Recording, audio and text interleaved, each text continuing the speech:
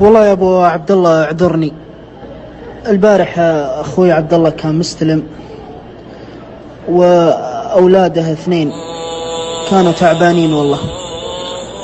وديتهم المستشفى، اخذ كل واحد منهم مغذية وخافض حرارة. والله ما طلعت الا الساعة 4، ولا كان ودي انام والله بدري واجي، لكن عاد الظروف يا ابو عبد الله. لكن ابشرني ما عاد اعودها ان شاء الله.